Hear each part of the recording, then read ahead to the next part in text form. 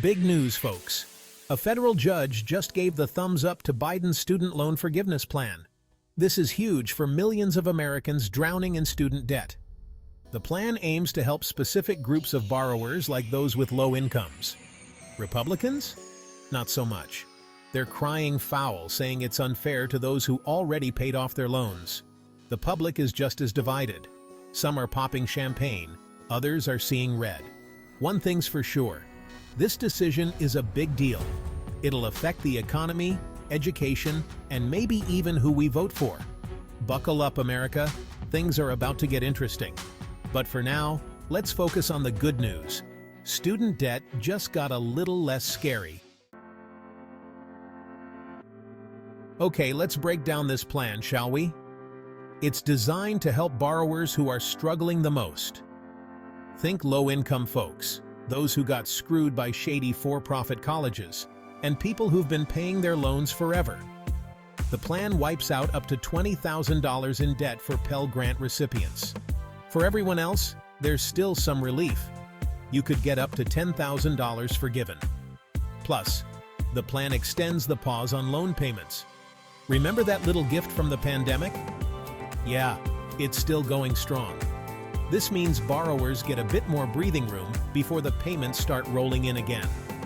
You gotta meet certain income requirements to qualify. The government doesn't just hand out free money, folks, but it's a good start, and it's going to make a real difference in the lives of millions. Remember those Republican-led states I mentioned earlier? Yeah, they were not happy about this whole forgiveness thing. They filed a lawsuit to try and block the plan, claiming it would hurt their state's finances. But guess what? A judge just told them to take a seat. The judge ruled that the states didn't have a leg to stand on. They couldn't prove that the plan would actually harm them. So for now, the lawsuit is dead in the water. Victory for Biden and borrowers everywhere. But hold your horses, folks. This isn't over yet. The Republicans are a persistent bunch. They might appeal the decision or find another way to challenge the plan. So stay tuned, because this legal battle might have a few more rounds left. Section 4. A Nation Divided. Public opinion on student loan forgiveness. This whole student loan thing has got everyone riled up. On one side, you've got people cheering, doing the wave, and generally feeling relieved. These are the folks who are buried in student debt, and to them, this forgiveness is like a life raft. Then, you've got the other side. They're shaking their fists, yelling at the TV, and probably writing angry letters to their congresspeople. They're saying it's not fair, that it's a handout, that it's socialism. And look, I get it. This is a complex issue with valid arguments on both sides. It's about fairness, economic responsibility, and the role of government. But can't we all just agree that college is way too expensive? Section 5.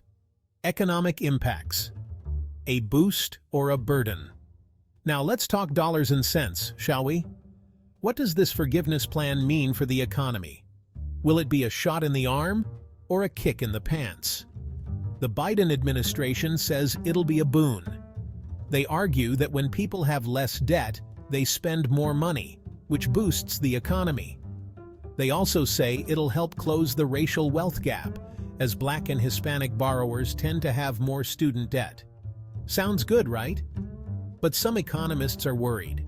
They say it could lead to inflation, as more money in circulation means higher prices.